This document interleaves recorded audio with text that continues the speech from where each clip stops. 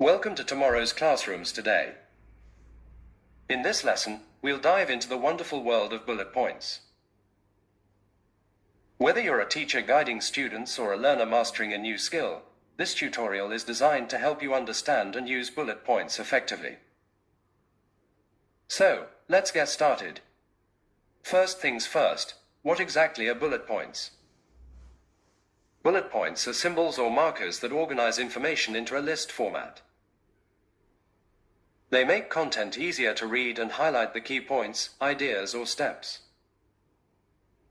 Think of them as little visual anchors that make your information stand out. Why should you care about bullet points? They're incredibly powerful for four main reasons: clarity, readability, focus, and professionalism. They create a polished and organized look. Bullet points are versatile and can be used in a variety of contexts. Essays and reports, presentations, resumes, emails, and instruction manuals. From academics to the workplace, bullet points are everywhere. Here are some amazing benefits of using bullet points. They improve readability. They organize content efficiently. They enhance visual appeal. And they save time for both writers and readers. To write effective bullet points, follow these simple rules. Be concise. Focus on one idea per point. Use parallel structure and prioritize information. Let's look at some examples of great bullet points and a few specifications. Introduce the bulleted points with an introductory phrase and a colon. Start each bullet with the same type of word, like verbs, for consistency. Use capital letters if the items are full sentences. Start with lowercase letters if the items are not full sentences. Pair visuals with bullet points to clarify big ideas. Now let's explore punctuation rules for bullet points. These will ensure your lists are grammatically correct and professional. Rule 1. If the items in a list are single words, no end punctuation is needed. In this case, the bulleted items are single words, and no end punctuation is applied. Rule 2. If the items are phrases, place commas after each item and a full stop at the end of the last item. In this instance, the bulleted items are phrases, so the rule about using commas and a full stop is applied. Rule 3. If the items are clauses, use semicolons after each item and a full stop after the last item. In this scenario, the semicolons and full stop follow the rule specified. Rule 4. If the items are full sentences, start each with a capital letter and end with a full stop. For this situation, each bullet point is a full sentence, beginning with a capital letter and ending with a full stop.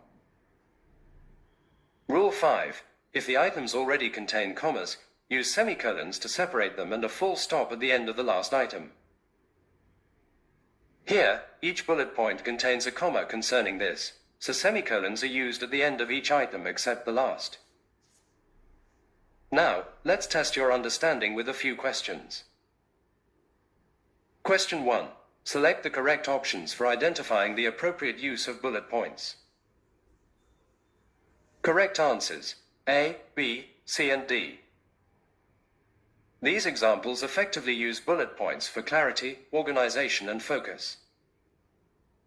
Question 2. Select the correct options to identify the appropriate use of bullet points. Correct options: A, B, and C. Option D does not apply because the bullet points are not full sentences. Question 3. Which bullet point does not fit into the list? Correct answer: make data tables. This is an action, not a feature, making it inconsistent with the other items. Question 4. Each item in this bulleted list begins with a similar word. What is the word class? Correct answer: verb. Consistency is achieved by starting all items with action words. Question 5. Convert the vertically bulleted list into a horizontal list. Correct option, B. Use commas to separate items and add "and" before the final item for grammatical accuracy. Question 6. Which option is true of the following bulleted list? Correct option, B. The list contains phrases, not full sentences or clauses. Therefore, commas separate the items with a full stop after the final item. Question 7. Which option accurately describes the punctuation for this list? Correct answer, A.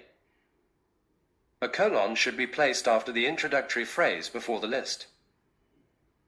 Question 8. Which options describe the corrections required for this list?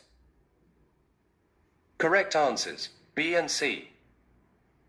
Removing articles and simplifying text make the list clear and professional. Question 9. Which option describes the correction required for the list? Correct option, A. By eliminating the repeated pronouns and verbs, the list highlights the core actions and accomplishments, making it easier for readers to grasp the key points quickly. Question 10. Match column A with column B to explain why bullet points are used in each example. List 1 matches with B, C and D. List 2 matches with A, B and C.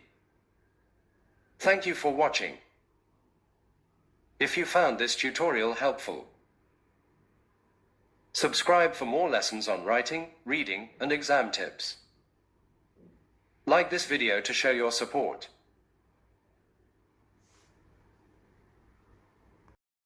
Welcome to